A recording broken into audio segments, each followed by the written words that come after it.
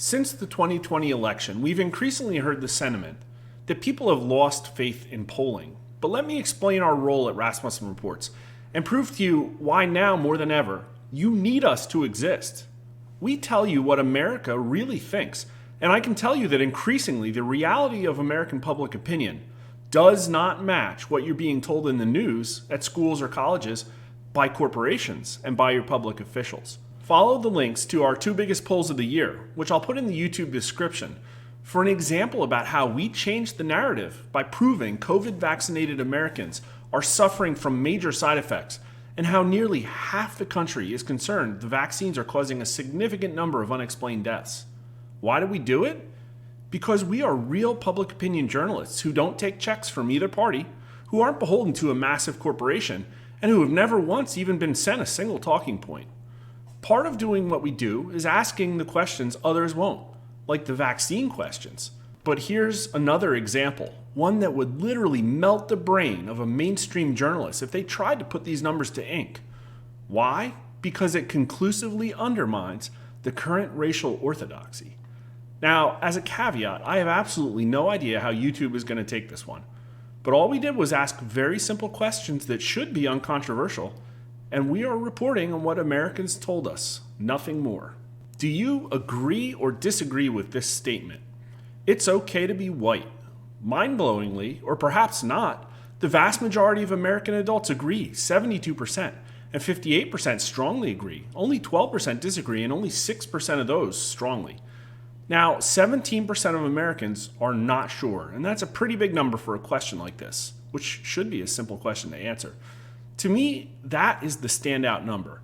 People berated or guilted so much that they won't anonymously submit a response to an IVR call or an online survey.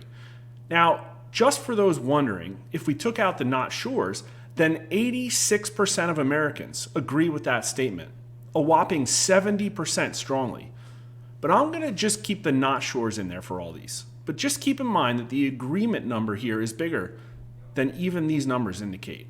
Men agree slightly more than women, and younger adults slightly less than older ones. But here's race, and there is a signal here.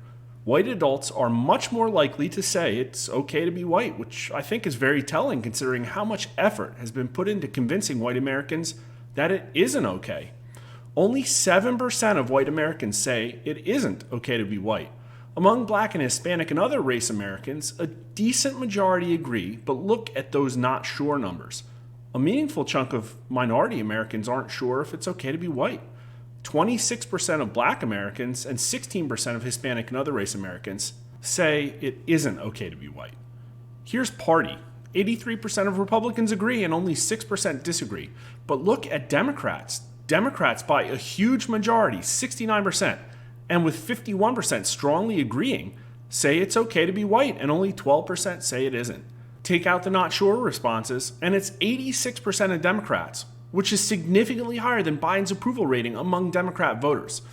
Let me say that again. More Democrats say it's okay to be white than say they at least somewhat approve of the job Joe Biden is doing as president.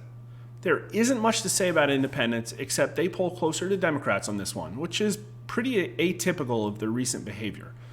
Now, I think this is a pretty big deal.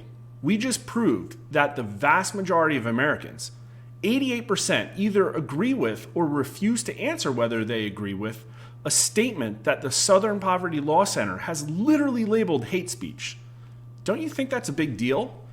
Why hasn't one single pollster asked this question? Why haven't the House pollsters at any newspaper or news networks asked this? All right, we're not stopping there. Let's take a look at a core tenet of critical race theory.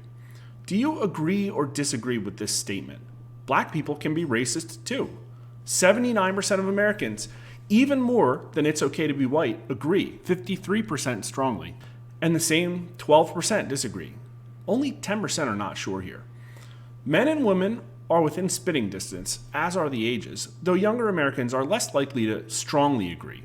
But here's race. 83% of white Americans say black people can be racist too, essentially acknowledging also that they themselves are capable of being racist. But look at black voters. 66% also agree, and only 27% disagree. Only 8% are not sure, much less than the number which was in the 20s for the previous question. So again, the overwhelming majority of Black Americans disagree with what is currently being taught about race in schools, colleges, corporate and government training sessions, and assumed to be fact by most talking heads in the news. Here are the party numbers. Democrats agree almost as much as Republicans, though they are meaningfully less likely to strongly agree. Only 19% of Democrats, however, are buying the concept that black people can't be racist, and only 11% strongly. So let me leave you with a question, if you haven't asked it of yourself already. All Americans, and most notably Democrats and even Black Americans, overwhelmingly and completely agree with a statement that has been declared racist hate speech. And an even bigger majority, again, most notably Democrats and Black Americans, agree with a statement that is seemingly at complete odds with the critical race theory pedagogy. So why is this stuff being pushed?